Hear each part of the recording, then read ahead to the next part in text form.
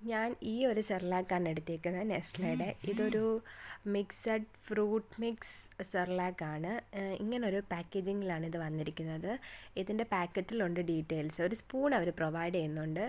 ഈ ഒരു പൗഡർ കൺസിസ്റ്റൻസിയിലാണ് വരുന്നത്. ആദ്യം നമുക്ക് ഇതൊന്ന് പ്രിപ്പയർ ചെയ്ത് നോക്കാം.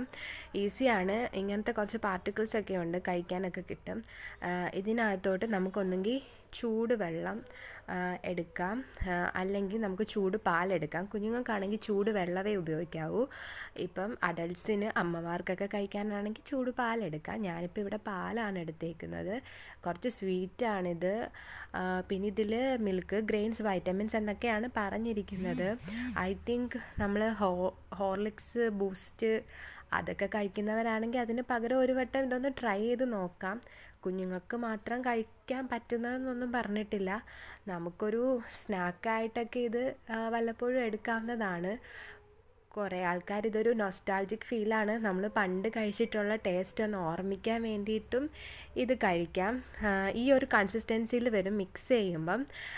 എനിക്കിത് കണ്ടിട്ടൊരു മിൽക്ക് പൗഡർ പോലെയൊക്കെയാണ് തോന്നുന്നത്. ഒരു മിൽക്ക് പൗഡർ മിക്സ് ചെയ്ത് കഴിക്കുന്ന ടേസ്റ്റൊക്കെയാണ് ഇതിന് കിട്ടുന്നത്. ഇത് കുഞ്ഞുങ്ങൾക്ക് ഒത്തിരി വൈറ്റമിൻസ് പ്രൊവൈഡ് ചെയ്യുന്നുണ്ട്. പക്ഷേ നമുക്കിതൊരു ഫുഡായിട്ട് കൺസിഡർ ചെയ്യാൻ പറ്റത്തില്ല. നമുക്കത്ര സാറ്റിസ്ഫൈ ആവത്തില്ല. എങ്കിലും നമുക്കൊരു ഇഷ്ടത്തിന് നമ്മുടെ പണ്ടത്തെ ഒരു നൊസ്റ്റാൾജിയൊക്കെ ഉണർത്താൻ വേണ്ടി നമുക്കിത് കഴിച്ചു നോക്കാം. പക്ഷേ ഇതൊരു എക്സ്ട്രാ വൈറ്റമിൻസിൻ്റെ ആൾട്ടർനേറ്റീവ് ആണോ എന്ന് ചോദിച്ചാൽ ഒരിക്കലും അല്ല. പിന്നെ ഡയബറ്റീസും ലാക്ടോസ് ഇൻടോളറൻസ് അല്ലെങ്കിൽ ഷുഗർ ഹൈ ആയിട്ടുള്ളവരൊക്കെ ആണെങ്കിൽ അതൊക്കെ ഒന്ന് ചെക്ക് ചെയ്തിട്ട് വേണം ഇത് കഴിക്കാൻ. ഇതിൽ ആഡഡ് ഷുഗറും ഉണ്ട്, മിൽക്ക് പൗഡറും ഉണ്ട്. പിന്നെ പ്രഗ്നൻറ്റ്, ബ്രസ്റ്റ് ഫീഡിങ് അങ്ങനെയൊക്കെ ഉള്ളവർക്ക് ഇതൊരു ബാലൻസ്